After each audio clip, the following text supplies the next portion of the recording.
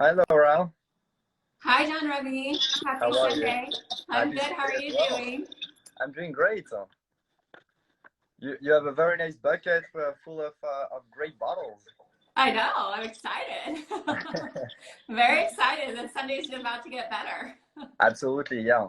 What I could recommend to you, unless you want to explain how to open the bottle of champagne, but maybe you can open them already. That would allow the air to Okay. I mean the wine to get some breath a little bit. Yeah. Um, Yeah, that's what I do, especially with the vintages. The blonde needs a little bit more air to express itself. So Okay. that's what I did a few minutes ago, actually. Okay. I'll open them now. Beautiful. I was able to see your amazing sabrage of champagne last weekend as well. Oh, yeah. It worked. Worked well. That was great. Thank you. And you're in New York? Yes, I am. It's kind of rainy today. Yesterday was beautiful, but yeah, I'm in Manhattan. It feels quite, desert. Like there's nobody in the streets, but it's a nice Sunday. We have bubbles, and we're not gonna complain. No, definitely not. And there was a question that came through that said, how far in advance should you be opening your bottles before you enjoy them? What was the question? Since I'm opening them now, how long should people open like their vintage champagne before serving or drinking it? I would say, well, it depends. I feel that, with vintages, I like to give them a little, the opportunity to breathe a little bit. I would say, 10 to 15 minutes, but the beauty of opening a bottle of champagne is, the first glass won't taste the same than the second glass or the third glass. So It's going to continue to evolve as we yeah, drink it. absolutely. It can really open up, and it's also your kind of responsibility to taste the wine first, the champagne first, which is a wine, and then see how does it need to open a little bit? Then it means that you can wait a little bit. Also, an important factor is the glassware that you're using. Yeah, absolutely. Avoid. Oh yeah, that's the Champagne Louis Roederer glassware. Yeah. That's beautiful. Amazing.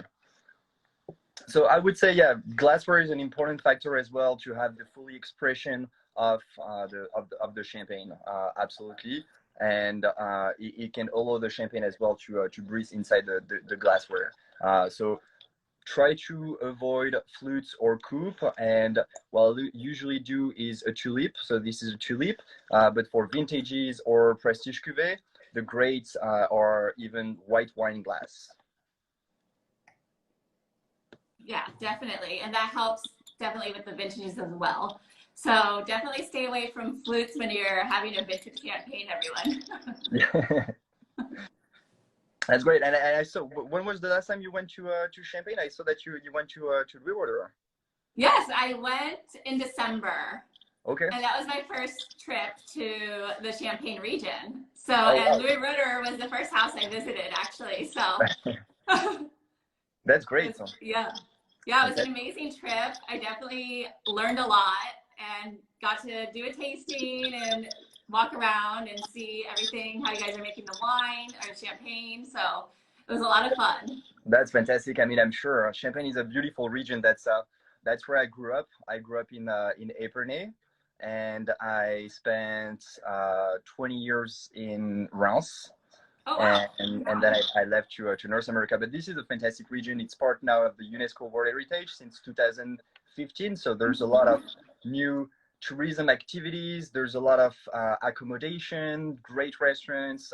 It's really a lot of fun. So I really encourage everyone to go to Champagne, not only to taste and drink champagne, but to meet the growers, meet the houses. And it's a city, it's a region with a lot of history as well. Yeah, definitely. I'm taking the Wine Scholar Guild. I think you just finished that, right? The Champagne Master Level program. So I'm doing that now. And Okay. just learning about all the history I mean, there's just so much. You wouldn't think there was so much going on, but there was a lot. especially with all the wars and everything that the Champagne region has been through. So it's definitely interesting to learn about. Beautiful. That's great. So should we start with our first champagne, or actually should we start with the history of Louis Roederer?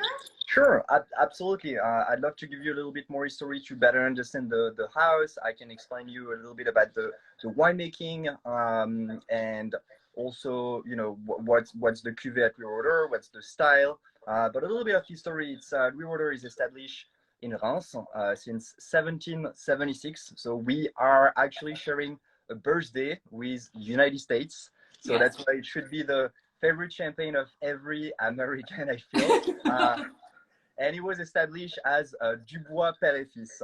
But Louis Roederer inherited the company in 1833 and renamed it eponymously, as we know it today, as Champagne Louis Roederer. So he set out the market to target, mostly abroad, and big concentration on Russia, as he was the official wine supplier to the imperial court of Russia. So that's why it makes Cristal as well. I mean, Cristal was born as well. It was for the Tsar Alexander II of Russia.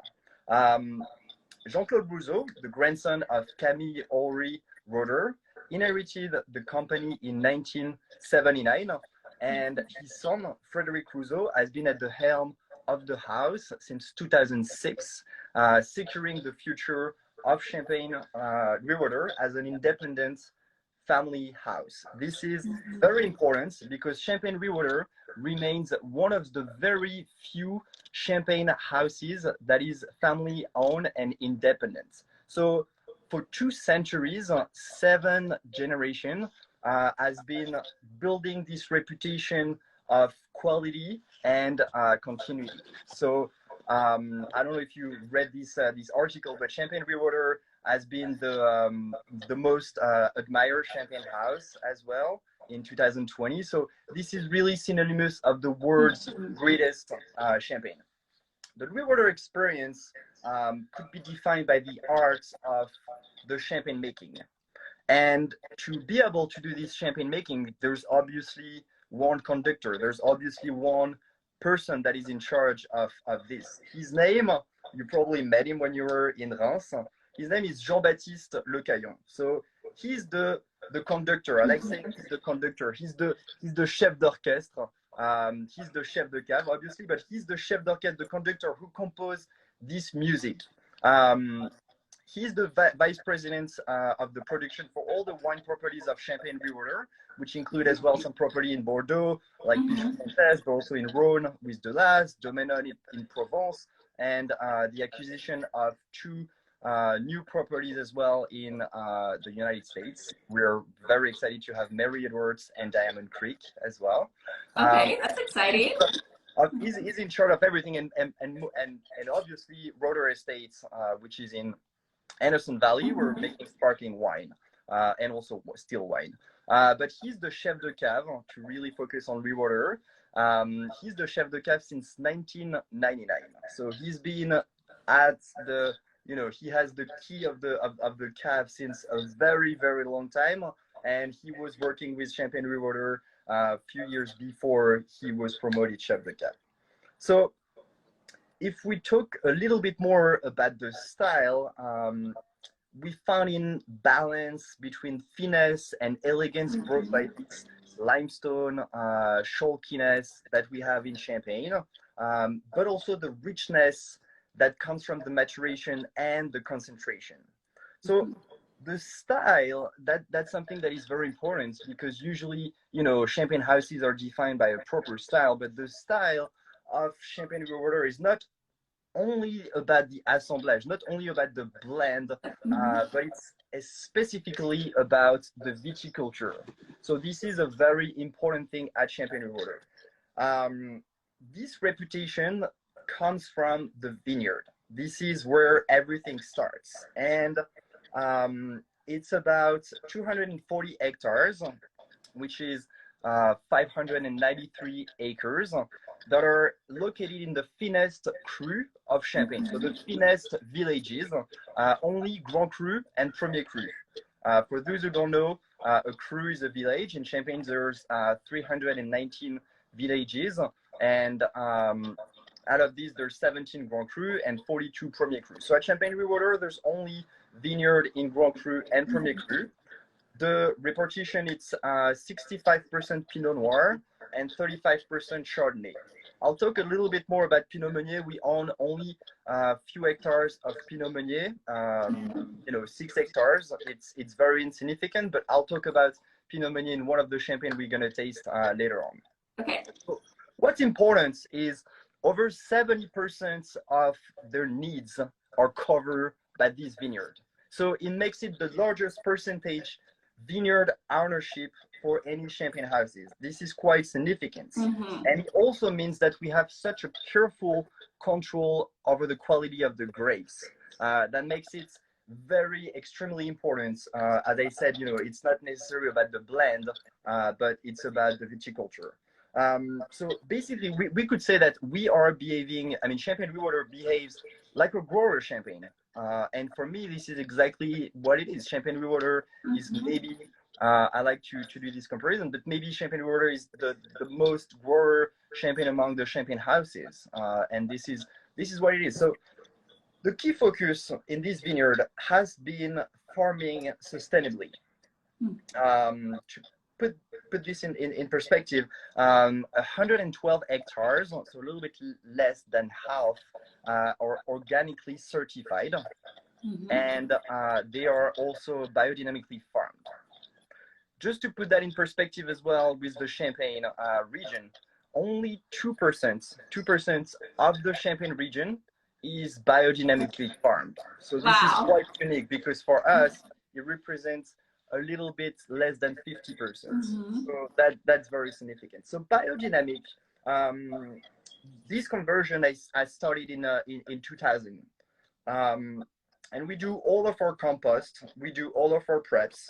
We don't use any herbicides, no pesticides, and we are claiming to do that because of the global warming, which is really a big concern in the world, but also in Champagne. I was reading an article over the weekend that was saying that over the last 30 years, the temperature in Champagne increased by 2 degrees Fahrenheit, and is supposed to increase more than 5 degrees Fahrenheit over the next few decades. So this is quite an important thing. So for us, we really are doing this because of the global warming, but also because we have an interest into more flavorful wine that really express the terroir.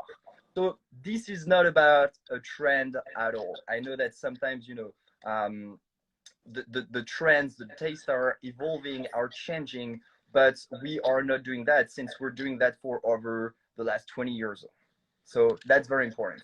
That is important. That's amazing that you guys are kind of leading the way with the biodynamic movement for sure. And this global warming trend that's continuing, it's just so great to see what Louis Roederer is doing to make these high quality, amazing champagnes, and also being conscious about the environment.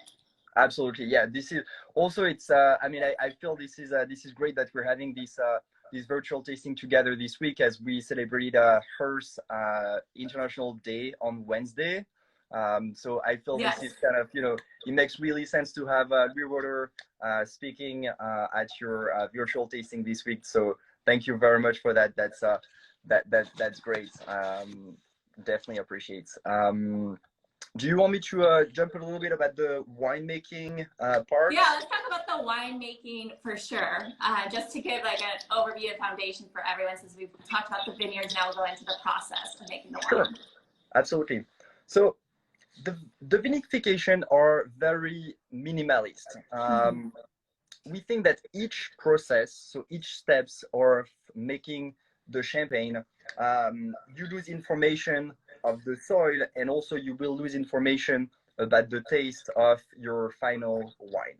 So the viticulture are grapes with much more substance and power. So this required more oxygen to express their flavors. That is very important. So one of the steps that we are doing, or actually not doing, is an unprotected fermentation. The first fermentation, we actually do not add any sulfur. So that would brings a little bit more oxygen to the champagne to express their flavors, which is actually not champagne at that time. But this comparison I like is our wines are athletes and we want to make them ballerinas. So with muscle, but also with elegance. So I know that this is quite the opposite to have an athlete and a ballerina, but I feel that this is a great combination and this is a great balance actually between the elegance and the roundness. Yeah, I like that comparison. Um, one last thing before we jump into the tasting, into the vinification, I think I can talk a little bit about the oak and how we're using the oak at Champagne Louis Roederer. So we vinify 80% in stainless steel tank, steel vats, and it's basically to show this pure expression of champagne. The other 20% is aged in large oak cask with much more. I mean, we only use these large oak casks for the most intense terroir. So whether it's old vines or it's a specific plots in Champagne in a specific sub-region, we're using oak vats. So because they're really large oak vats, it means that it doesn't necessarily impact on the final taste of the wine at all. So you won't find any woody taste, even if all of the champagne have a little bit of oak, all of them. So so this is quite an important factor because this is about a perfect combination that is very into the integration of the oak with the wine. So it's really well integrated. And basically, depending on the year, it will varies on the blend between the stainless steel and the oak. So each year, it really depends on the final wine that we want to obtain, depending on the harvest, obviously. So does that usually depend on, I guess, the growing season and kind of the effects that had to determine? Absolutely. I mean, you know, obviously the growing season is an important factor, but then the final, I mean, right after the press, you're able to know exactly if the harvest was good or no, and then you can better have you can have a better idea after the first fermentation for sure when it comes the time of blending the wine. Basically, so to explain quickly the importance of the blend is, you know, you want to represent a certain style that is the consistency of champagne. It's to create this style, proper style to each house with consistency. So I feel like a non-vintage champagne, it's like telling an endless story because the champagne tastes always the same. However, it doesn't necessarily mean that you're using the exact same percentage of this grape or the exact percentage of these plots. It really, you know, at the time of blending, it's a very meticulous task. You want to recreate this style by composing the music. So that's why I said earlier that Jean-Baptiste is kind of the conductor, the chef d'orchestre, because he is playing and composing with each of the instruments that are the plots of Champagne Louis Roederer. Yeah, that's great. And actually, speaking of the oak cask, the large oak barrels, when we saw that, it was cool to see all the like art and design like caved into the barrels. I thought that was really unique when I visited compared to the other champagne houses we went to. So that was really cool seeing that as well. Absolutely, they're quite impressive. They are about 5,000 liters, and yeah, and each plot is vinified separately. So we have about more than 400 different vats where the wine is aging. Definitely, so impressive. So that's great. So thanks for that background. Should we jump into our first champagne? Sure, absolutely. Let's start with the Blanc de Blanc. I know it's always, you know, it's usually, so you want to start. Oh yeah, but I haven't showed I'll show it. Okay, beautiful. So we are tasting Champagne Louis Roederer Blanc de Blanc 2011. I'll tell more about the cuvée maybe at the end of the tasting, or I can do that before. But all of our wine at Champagne Louis Roederer are vintages, besides the Brut Premier, which is the multi-vintage. So the rest of our cuvée are vintages, and today we're tasting 2011 and 2012. So I wasn't sure about either should we start with the Blanc de Blanc 2011, or either we should start with the Brut Nature, because you have this expression of Chardonnay that is really about the finesse and the elegance. And on the other side, you also have the no dosage that shows, you know, the purity of the champagne. So I was quite skeptical, but I think that starting with the Blanc de Blanc is always great. So let's see. So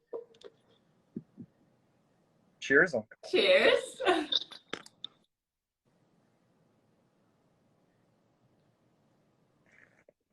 So you will tell me, because I'm sure that after the tasting, you will probably put a stopper on your bottle. Make sure that you retaste it a few hours later, and you will see that the wine constantly developing. Okay. I already feel that mine developed on the first sip that I took before the tasting. So the Blanc de Blanc comes from 3 parcels that are in Aviz.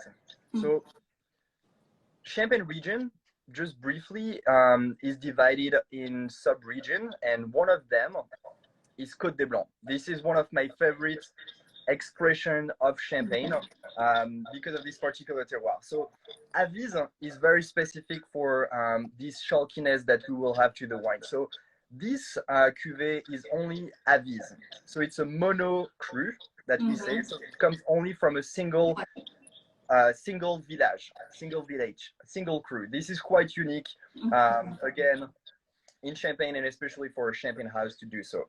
The soils are very hard and it's dry chalk. So that would bring this particular identity to the wine. Aviz is usually good volume. It's beautiful body and quite vinous wine that are also, you know, balanced with the freshness and the elegance, obviously, but this is mostly the characteristics of Aviz in general, but especially of our plots. So this is also really ripe Chardonnay. So they went to a really high level of maturation when we picked them.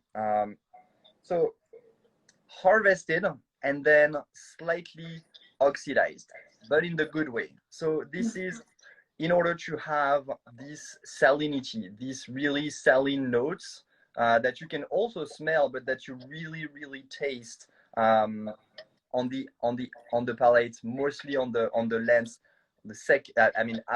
after taste when you swallow. This cuvée was drawn off at a low pressure, only 4 bars of pressure. Usually, to put that in perspective, in Champagne, the pressure inside the bottle is usually 6 bars of pressure. At Champagne Louis Roederer, actually, this is quite unique today. All of the 2 Champagne that we're tasting are below 6, and they're actually below 4, below 5. This one is 4, and the other one is 4.5. So this has been done in order to create this roundness and this smoother effervescence to the Champagne. Do you feel it?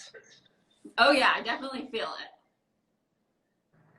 So, and that salinity is great. And actually, when I went and visited, when we were down in the cellars, we felt the chalk on the wall, and then came up to taste it to kind of have that whole experience.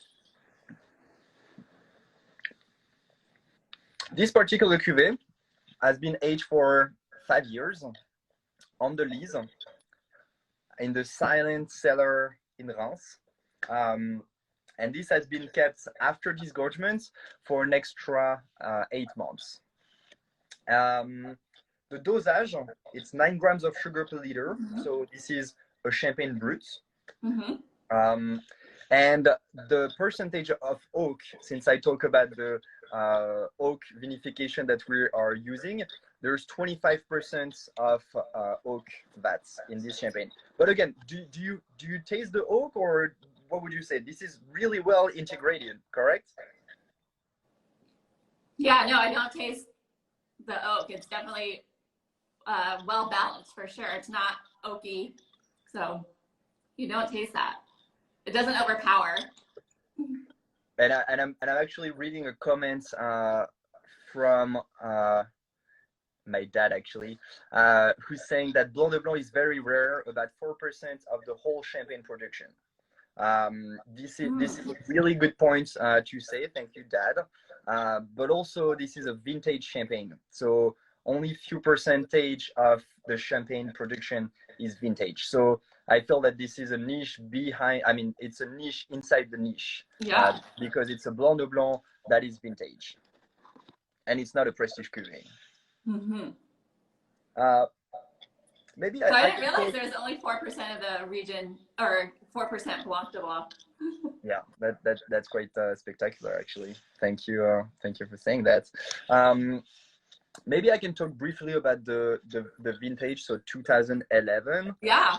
This is, it's actually funny. It's hard to imagine a more difficult harvest in Champagne in 2011. To be honest with you, only a very few houses that I know. I know a few, or even growers, but not a lot vintage 2011. No, I haven't seen a lot at all. So it was basically a cool, wet year, and paradoxically, it brought a really historically early harvest at that time. That was unbelievable. So the maturation was actually outstanding, and completely unexpected, knowing that the harvest, I mean the full year, the weather was really, really bad. So that was for 2011 harvest. Not necessary, something that houses really like, but I think that it's showing extremely well into this Blanc de Blanc. I think it was pretty much, really, really bad for Pinot in general, but Chardonnay expressed really well, and since this maturation went really well, it brings something that is very smooth and delicate. I really get a lot of floral notes. I don't know if you get that, but you get some floral notes. White fruit blossom, yeah.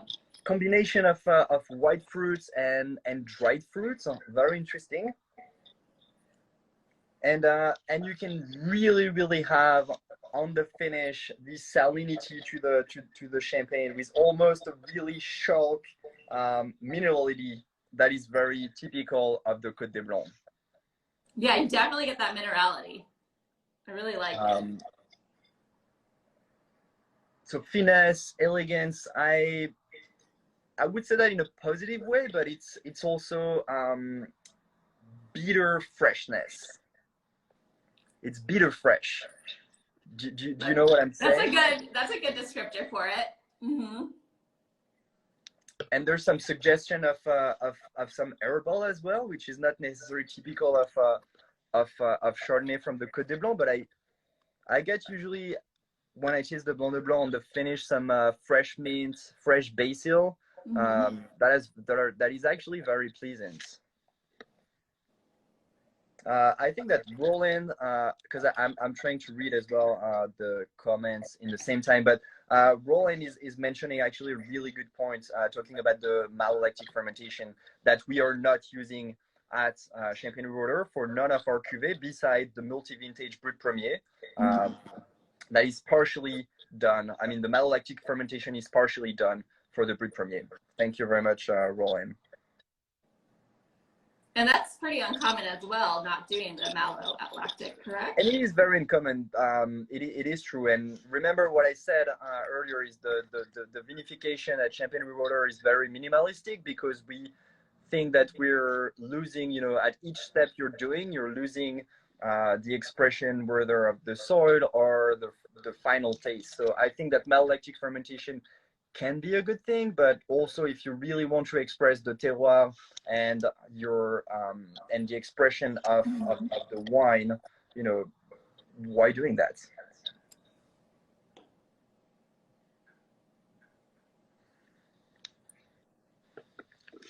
It's also very long on the finish, very mineral. I would say, what would you pair it with? What would I pair it with? That's a good question. I feel like some sashimi would be nice with it. So for those who just jump into the live, we're tasting Champagne Louis Roederer Blanc de Blanc 2011 from Champagne Louis Roederer today. I would say I love Blanc de Blanc. This is really my kind of champagne. I'm not able to answer the question, what's your favorite champagne? I usually reply, my favorite champagne is the next one, but I really like Blanc de Blanc. It's amazing, especially from the Côte des Blancs. Avis, it's great. As I said earlier, I really like Avis, this minerality and salinity that you have to the wine. That would make me pair it with like crab cake, because that would balance, you know, the greasy from the fried a little bit with the salt that you can get, and I feel that would be great. Yeah. Someone else said oysters. What about oysters? Oyster, absolutely. Yeah, you can definitely totally pair Blanc de Blanc champagne with oyster, and especially this one with no malolactic fermentation.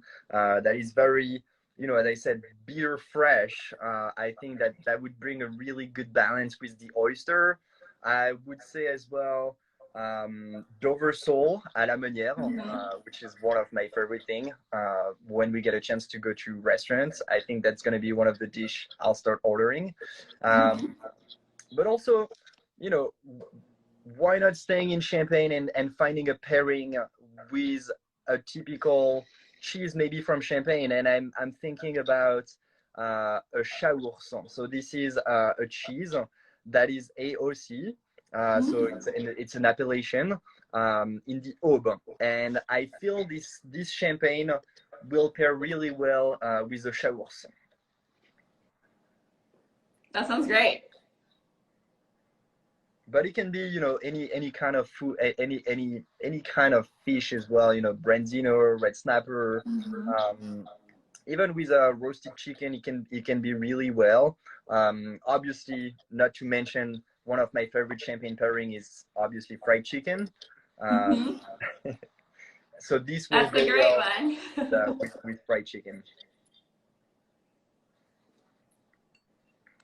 It looks like someone asked about what would happen if you drink from a flute and instead of a different glass. Will you lose like the certain taste or characteristics in the wine? What's the question? Sorry. They're asking what would happen if you drink it from a flute? Would they lose the full experience? Yes, I mean completely. First of all, you will, you know, the wine won't express all these flavors because you won't be. It's very simple. You won't be able to put your nose into the flutes. So that's one of the first thing, and then you know, it's not that, you know, the flute doesn't have this kind of belly, so the bubbles, the wine is not expressing itself before you can drink it. So I think that you would totally miss the characteristic of this great champagne, and I think drink it in this kind of glassware or even white wine glass totally worth it, especially when you're drinking such a beauty champagne. There's another question from Gigi. Hi, Gigi.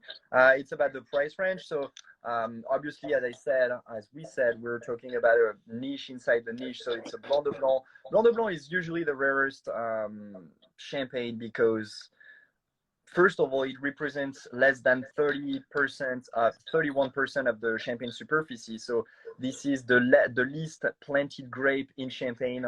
after Pinot Noir and Pinot Meunier that are represents most of the Champagne plantation. But and also it's a vintage, so pricing would be more or less around the $80.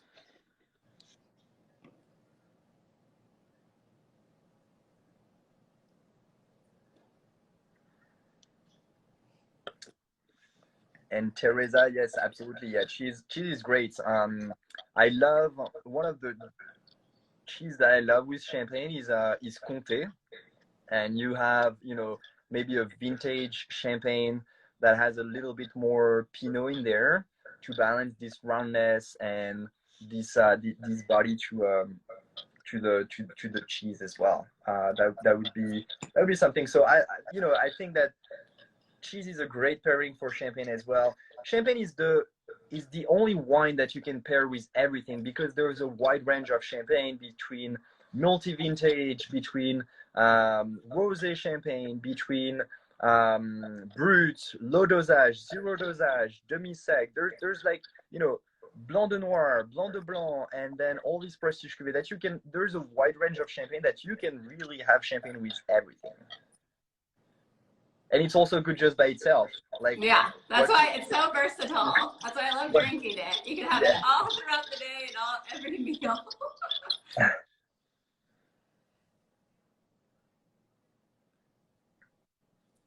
Someone asked, I think they might have missed, but they asked your top 3 favorite champagnes, but they may have missed you say that your favorite champagne is the next one you taste.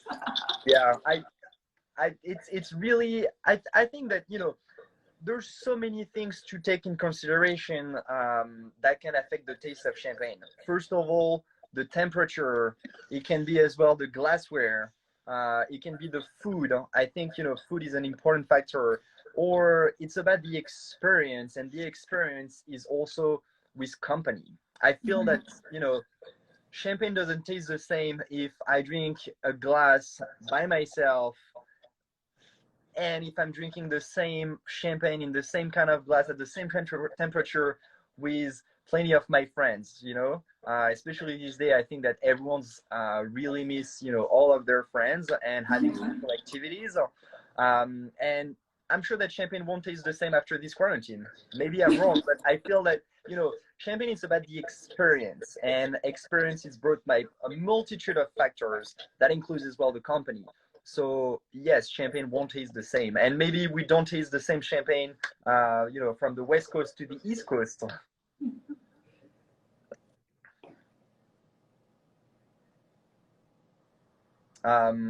Yeah. What is your type of Champagne? What?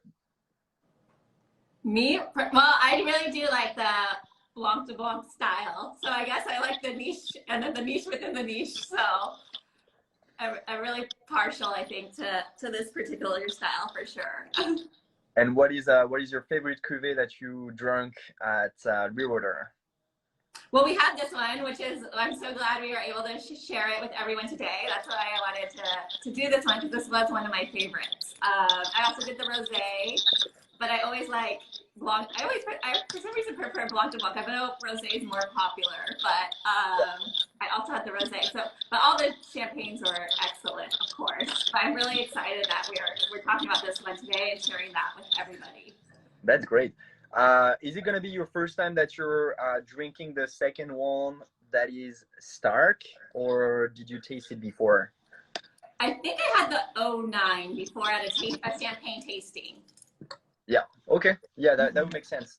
Shall we jump into the second wine? Yeah, let's jump into the second one for Good. sure. So for those who are joining us, we are tasting Champagne Louis Roederer today.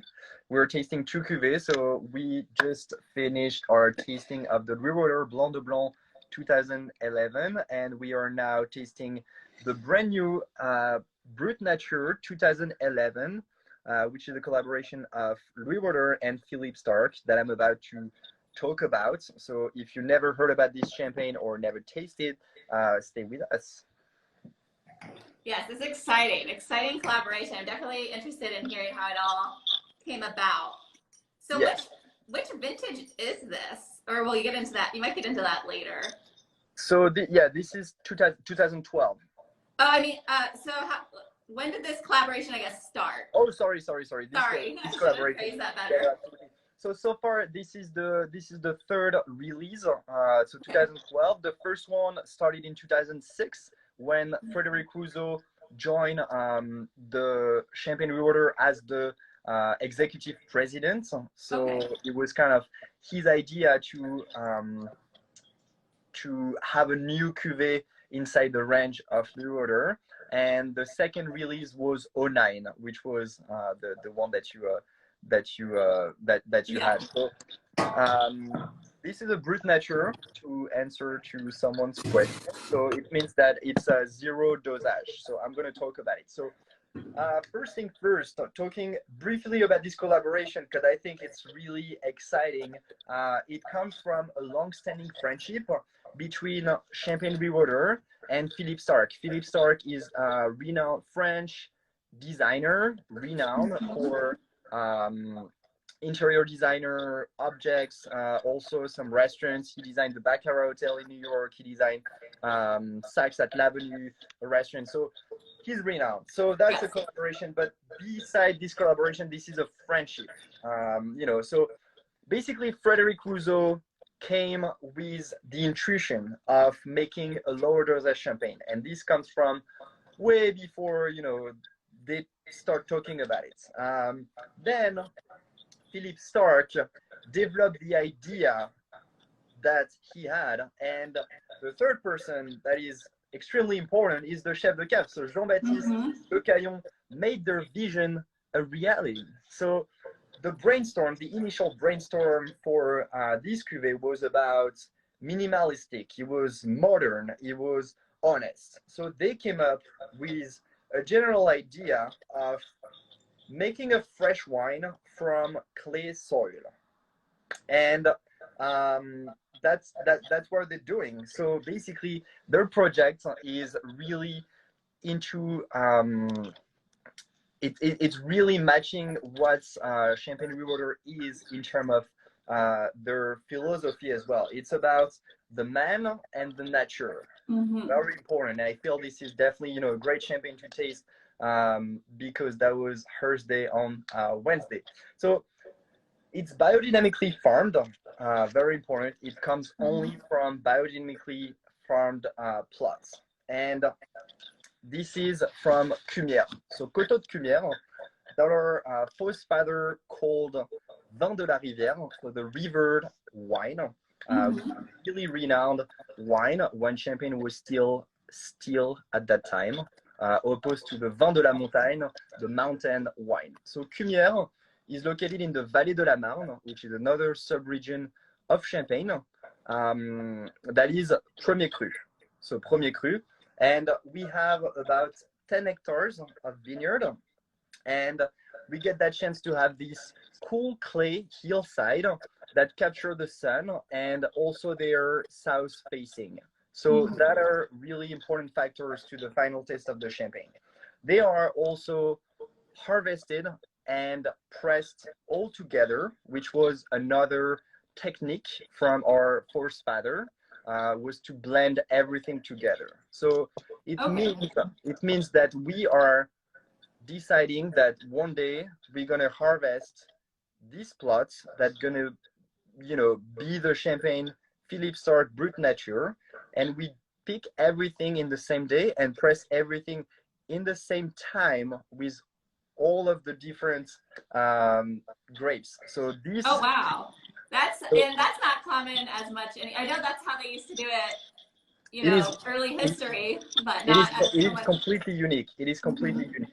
The particularity of this year, so the release of the Starck 2012 Brut Nature was in November, and the particularity of this year, obviously 2012 was a fantastic vintage, but we released a rosé as well. So we have the Roederer Brut Nature 2012 Blanc, white, and we have the rosé version this year. So it's really exciting to have both rosé and Blanc. And why we done this rosé? It's because we had a remarkable strength and character in the Pinot this year. I mean, on the 2012 vintage that we decided to produce a rosé as well.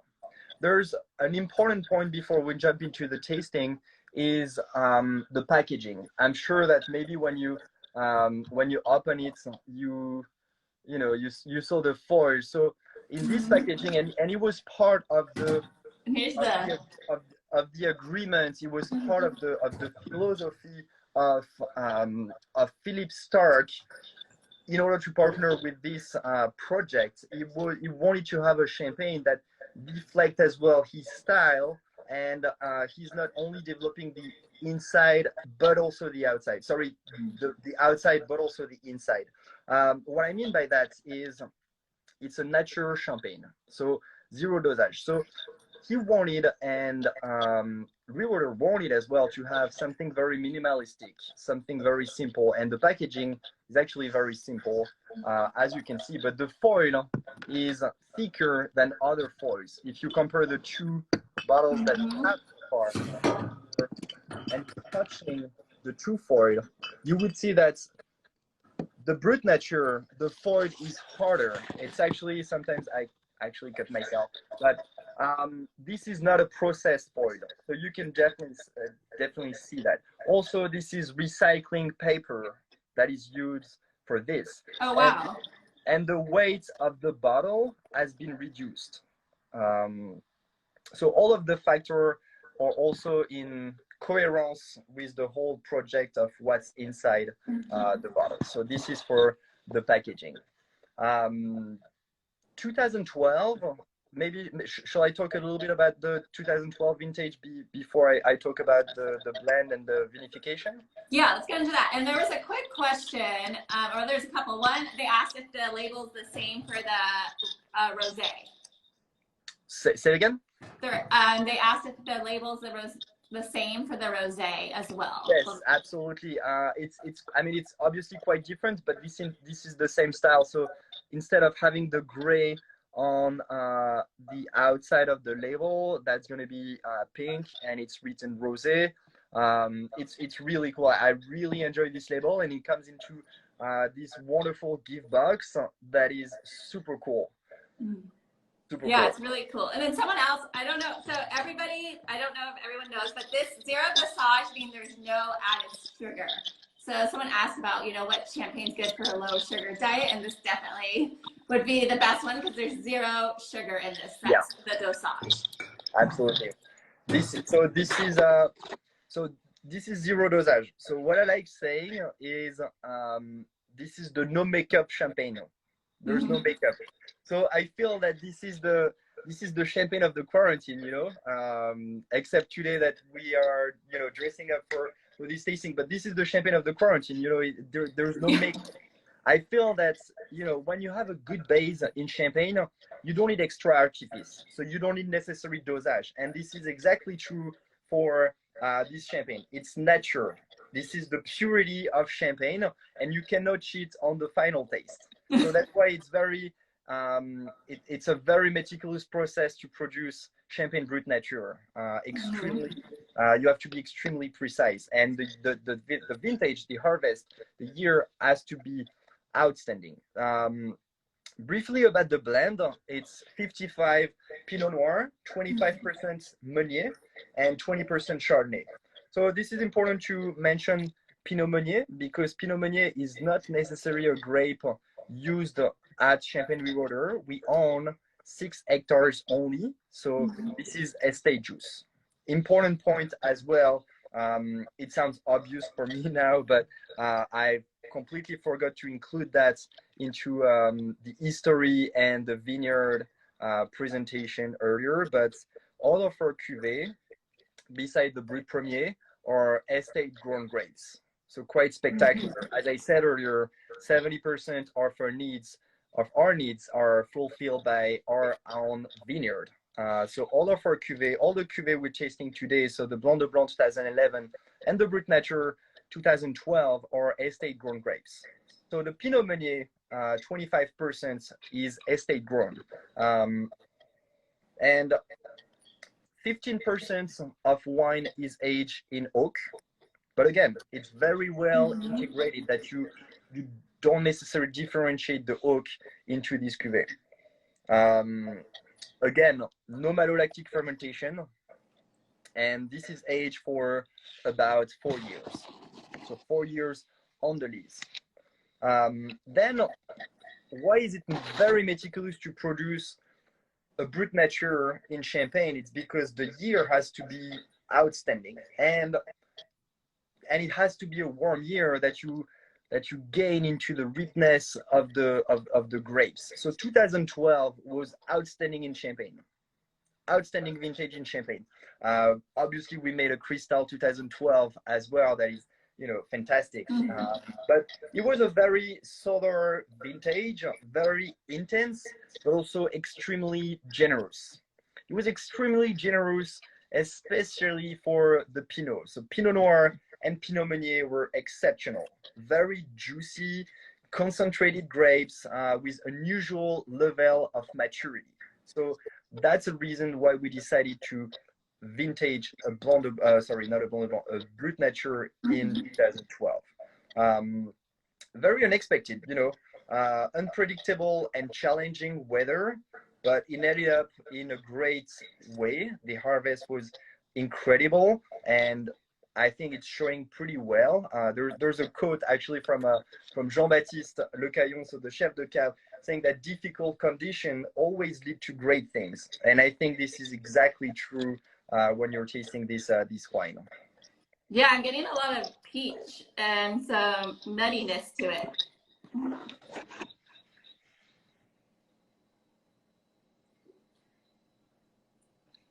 So on the nose, you get really ripe fruits with almost vineyard peaches. These juicy peaches with some candied lemon, and I think that's why it's very important to always smell wine, but also to guessing what you smell in order before tasting it, because it's really related to what you're tasting. There's a really great connection between the nose and the mouth, and you're tasting first and foremost with your nose. So very important to smell it first. Let's see if we're tasting the same that we're smelling.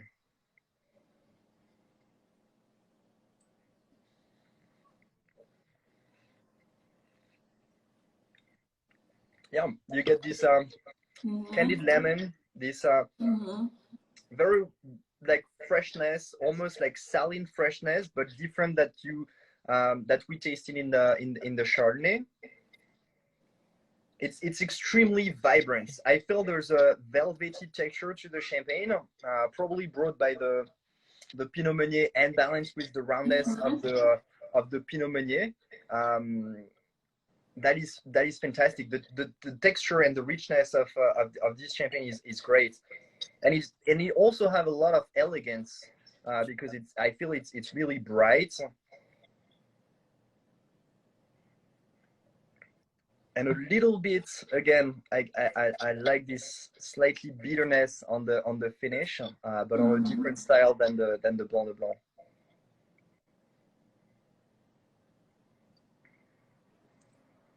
Slightly toasty, but not necessarily. It's not brioche at all. You don't get any. It's really the purity of Champagne. This is straight. Again, it's a Brut Nature, no malolactic fermentation. So this is really the pure expression of the clay soil from Cumières. Yeah, you're getting definitely a lot of that fruit and juiciness. It's definitely a full body Champagne. Absolutely, yeah. It is, but it is full body, but has still a lot of elegance and freshness. That would be actually great pairing. I mean, during this quarantine, I love cooking. I feel, what I will cook with this, not sure that I have the ingredient in my fridge, but I feel that having scallops carpaccio with this would be great. Or having maybe a miso black cod with like pickled ginger salad would really bring a really good balance into the Champagne. Yeah, that sounds great. I'm like, I don't have any of that in my house to make.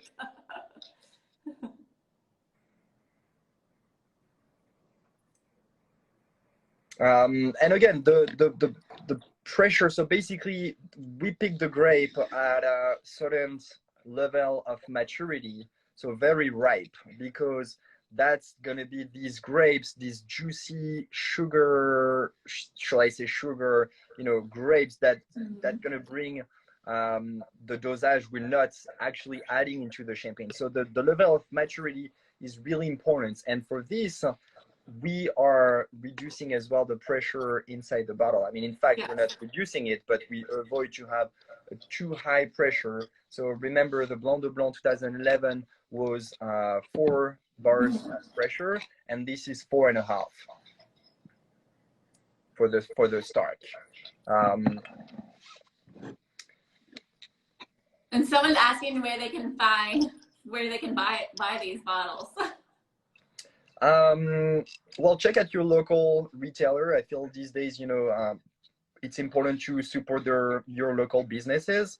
I know that for the Brut Nature, I'm not sure that I'm allowed to advertise some of my retailer in New York City, but Morel and Company is doing a special for the Roederer Stark Brut Nature white and the rosé as well this week. So check it out on their website.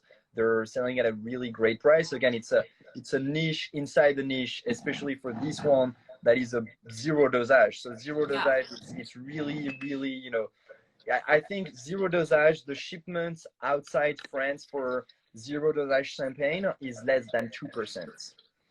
Oh, wow. That's really into a niche. Obviously, over the last 10 years, there's a trend in champagne for lower dosage champagne. And this is normal because if you're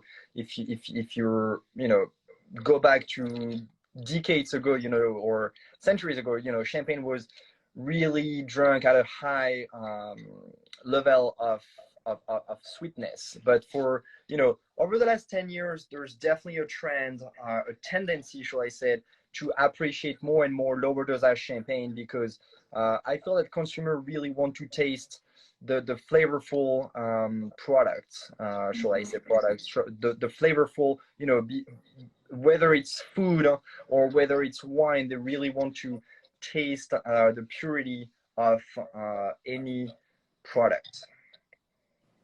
And also I have K&L wines they're based in California, but they have the champagnes too. I don't know if they have the 2012. I saw the 2009, and that linked in my bio, but I'll definitely provide you guys some updates on where to find them as well, for those that are interested. And it looks like we're on our 2-minute remaining mark, so I don't know if anyone has any other questions that we didn't answer. You can ask them now, just to make sure we get through any questions. If there's any question, or you don't know where to find it or anything, feel free to reach out to Laura or to me. I'll be happy to help you out. Yeah, I think, thank you very much for having me. That was definitely a great Sunday. You brought some sunshine into my day, rainy day in New York City. And I feel that we tasted really, really good bottles. We did. We had some great vintages today, guys. So these were both excellent champagnes.